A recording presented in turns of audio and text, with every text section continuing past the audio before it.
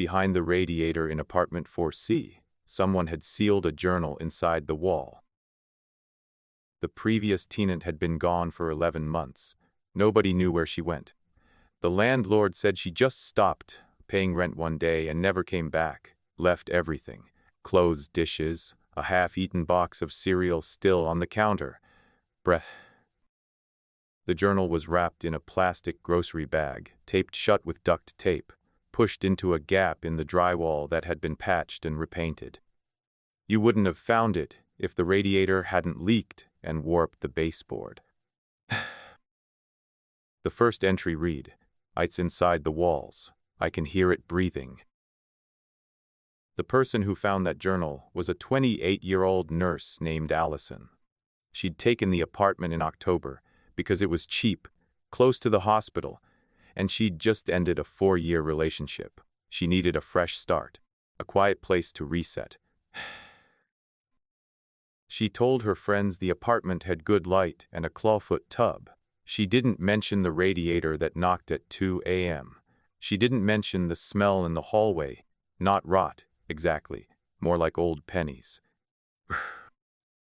She found the journal on her 3rd week there. She almost handed it straight to the landlord. She told herself it was someone's private thoughts.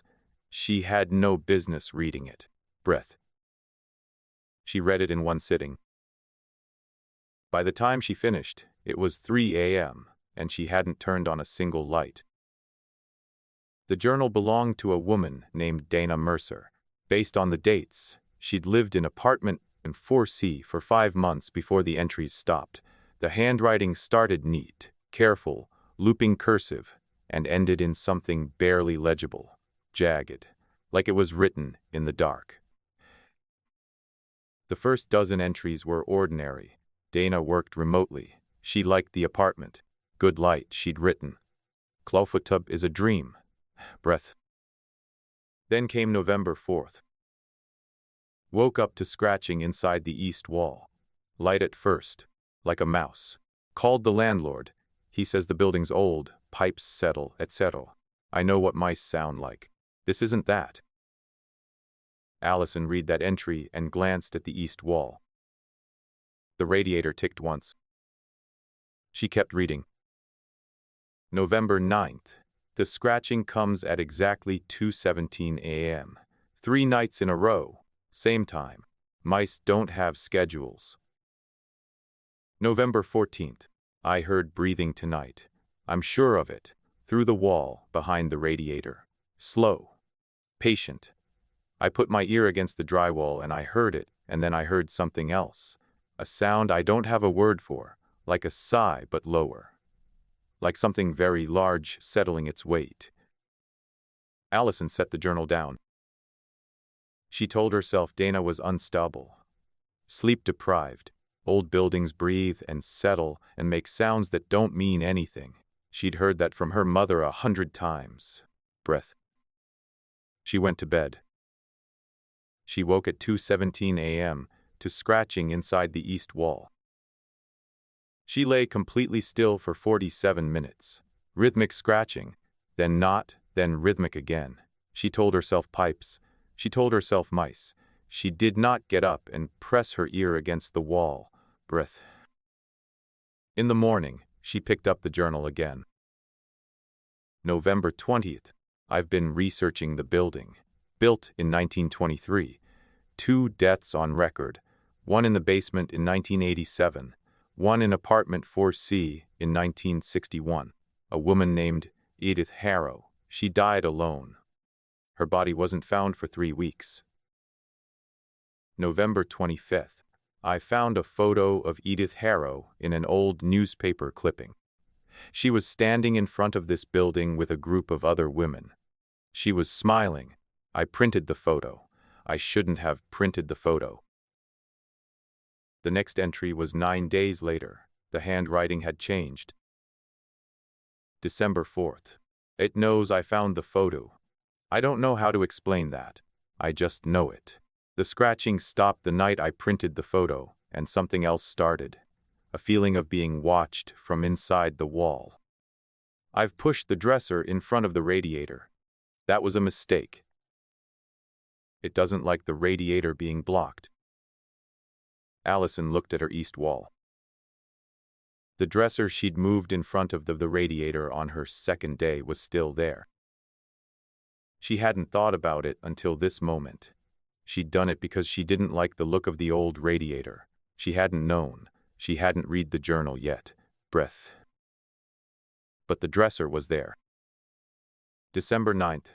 It came into the room last night. I didn't see it, but I felt the air change. Colder. That smell again, the pennies smell. And then wait at the foot of my bed. I didn't move. I didn't breathe. At 4 a.m. it was gone. I called my sister. I'm going to stay with her this weekend. I don't think I'm coming back. The last entry was December 11th, 2 words.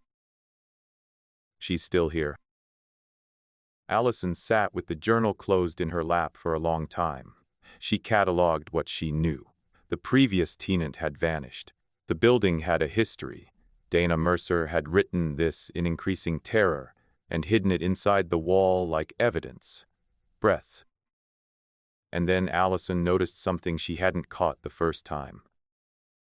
The scratching had started for Dana on November 4th, exactly 3 weeks after she moved in. Allison had moved in on a Thursday in October. She counted the Thursdays forward. 3 weeks later was this past Thursday. She'd heard the scratching for the first time that night. She got up. She stood in the middle of the room. She looked at the east wall. She looked at the dresser in front of the radiator. Breath. She looked down at the journal. It knows I found the photo. If Dana was right, if whatever lives in that wall is aware, then it knew someone had found the journal. The radiator ticked once. The room smelled faintly of pennies. She'd not moved for a very long time. Allison, out of apartment 4C 9 days later. She didn't tell the landlord why. She told her friends it was a mold issue. She never mentioned the journal. She took it with her. Says she's never thrown it away. It feels wrong to, like leaving behind something she's responsible for now. Breath. She posted the account online earlier this year under a throwaway account. It was shared thousands of times. People in the comments tracked down Dana Mercer's name through public records. There's a missing persons report filed in December 2022. It's still open. The apartment 4C listing went back up in January. According to the listing, it has great natural light and a clawfoot tub. Breath. The new tenant moved in on a Thursday. Some things in that building have never stopped. If you'd rather experience stories like this one while you're driving or lying awake at 2 a.m., Audible has an entire library of true horror and psychological thrillers, and I'd start with something light, if I were you. You can get 30 days completely free at https://www.audible.com/free trial. Now I want to hear from you. What do you think was really in that wall? And why did it follow the same timeline twice? Drop your theory in the comments. Breath. And save this video, because the next time you move somewhere new and a radiator starts knocking at an odd hour, you're going to want to remember what Dana Mercer wrote. Subscribe for a new nightmare every week. Keep the lights on.